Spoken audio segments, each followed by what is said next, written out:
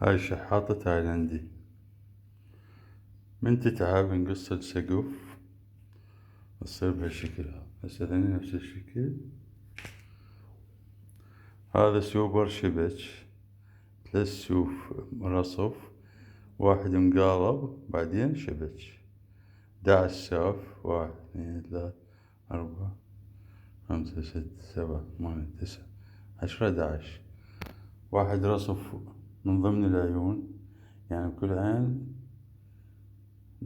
شو اسمه نقطتين أو غرزتين، وبعدين رصف فوقه. شلون دا تصير من هنا؟ هسه أنا يسراوي شحوك اليسرى، يحوك اليمنى وبعدين يحوك اليسرى، واليمنى بالعكس يحوك اليسرى بعدين يحوك اليمنى. ليش؟ على مود شلون نحول من هالمكان لهالمكان حتى نقيس. هسه بديت أنا باليمنى، حك الظهر، بعدين جيت هنا وصلت غرزت غرزتين، صعدت بوحدة زنجيل، وبعدين رجعت. هسه اجي الظهر دقيت 2 رصف، صعدت بوحدة زنجيل وبديت شبك، وصلت هنا. هسه هنا عابر اني، عابر عين وحدة هاي، هنا عابر عين وحدة، هنا بديت اعبر عينين، هنا عينين، هنا الثالثة هم عين، الرابعة والخامسة والسادسة على عين. يعني ليش؟ لأن قامت ما تنسحب عدلي ورا. إذا نخلي بس عين وحدة تقوم تنزل عدل، ما تنزل سلوب ايش لي ورا تصير. فالصحيح شنو؟ نعم نلزمها هيج، انه شو اسمه نعوف عيني مثل هسه. شوف هسه عيني هاي وحدة هاي وحدة، ونغرز 2 ونصعد بالزنجير وحدة ونرجع.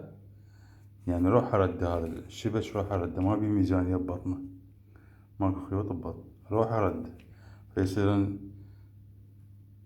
مايلات الحياكة مايلة.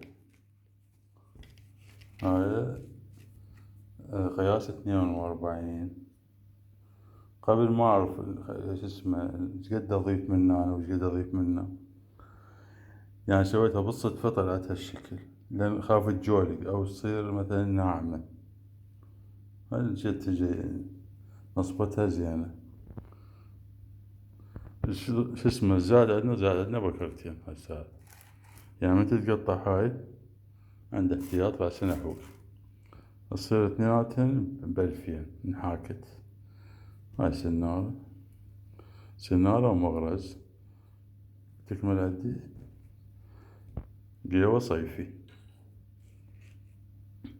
هسه أكيد يطلبوها عمل شو اسمه. هاي الحكي كله اللي يعرف يحوك شلون التحويل منه.